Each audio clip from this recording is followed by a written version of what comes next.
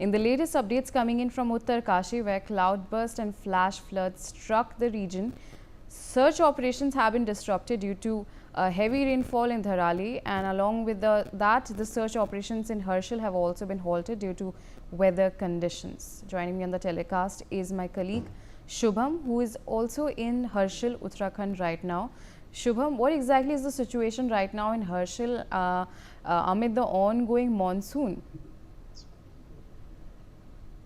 जी बिल्कुल, बात करें मौसम की तो उत्तराखंड में मौसम लगातार जो है बदला हुआ है। और इस वक्त जो है हम हर्षिल क्षेत्र में हैं। इस हर्षिल क्षेत्र की बात करें तो करीब कल दोपहर के बाद से जो है मौसम बदलना शुरू हो चुका था और कल दोपहर के बाद से थोड़ी बारिश हुई। उसके बाद से जो है रात भर बारिश का दौर रहा, सुबह भी बारिश होती रही। अभी कुछ आधे घंटे पहले यहाँ पर बारिश होती है और हमारे नजदीक ही जो है भागीरथी नदी है, तो यहाँ पर बारिश लगातार होने से इसका जलस्तर में भी थोड़ा बढ़ोतरी हुई है। तो कहीं ना कहीं आसपास के क्षेत्रों में रात भर तक जो टीमें हैं, जो एसडीआरएफ के यहाँ पर लोग तैनात है, क्योंकि अगर हम बात करें यहाँ से करीब 3 किलोमीटर दूर दराली क्षेत्र है, जहाँ पर एक बड़ा जो है आपदा देखी गई और रेस्क्यू ऑपरेशन, सर्च ऑपरेशन भी वहां चल रहा है।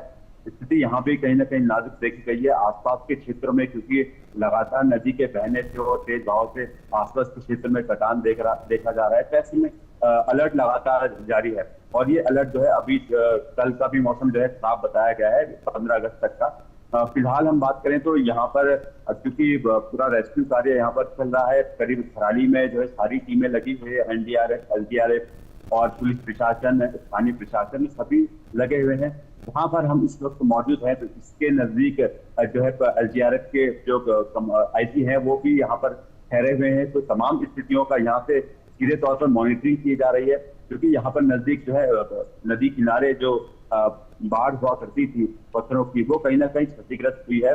उसको भी यहाँ पर जो है दुरुस्त करने के निर्देश दिए गए हैं। और यहाँ पर आपको बताएं तो हर्षिल क्षेत्र में जब 5 अगस्त को क्लाउड बस्ट हुआ था, तो उस दौरान वहां पर जो है एक झील बन गई थी मलबे के तट पे। तो उस पे भी जो है पुलिस ने कार्रवाई करते हुए कल इसको वहां से करीब 5 फीट जो है उस किनारे को काटा है, जिसके बाद से वहां से झील का भी पानी थोड़ा आगे आने लगा है और कहीं ना कहीं झील का स्तर थोड़ा कम हुआ है। तो इस तरह के फिलहाल जो है मौसम, अभी हम बात करें तो आसमान में पूरी तरह से बादल छाए हुए, थोड़ी देर तक लगातार बारिश हो रही थी। अभी बारिश का दौर थोड़ा थमा हुआ है, लेकिन मौसम कैसा रहेगा ये आने वाले समय में जिस तरह से चेतावनी दी गई उसके हिसाब से अभी तक मौसम यहाँ पर क्लियर नहीं है, साफ नहीं है। और आपको बताएं यहाँ से करीब 1 किलोमीटर की दूरी पर हर्षिल आर्मी हेलीपैड भी है, जहाँ से लगातार जो है निचले इलाकों यानी कि उत्तरकाशी के माकली और चिलियाली शॉट से लगातार हेली सेवाएं दी जा रही थी। लेकिन क्योंकि मौसम आज खराब है तो संभावना कम है कि आज हेली सेवाएं भी दी जा सके, क्योंकि यहाँ पर किसी तरह की रोड कनेक्टिविटी नहीं है। अगर हम बात करें डबरानी क्षेत्र की, जो कि गंगनानी से करीब 7 किलोमीटर पड़ता है, तो करीब 300 मीटर का हिस्सा वहां पर डिस्ट्रॉय हो चुका है। पहले ही करीब 5 अगस्त को ये डिस्ट्रॉय हो चुका था। उसके बाद से लगातार वो वहां पर जो है सड़क अभी तक नहीं बन पाई है, जिसके चलते सड़क मार्ग से आवागमन हो सके।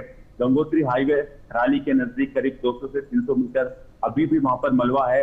हालांकि लगातार उसको हटाने की कार्रवाई की जा रही है, लेकिन मौसम जिस तरह से बना हुआ है और लगातार बारिश हो रही है, लगातार बारिश के होने से ऊपर के जो खीर गंगा है, खीर गंगा नदी का जो जल है वो कहीं ना कहीं जो है आसपास के क्षेत्रों में फैल रहा है और मलबा वहां से आ रहा है।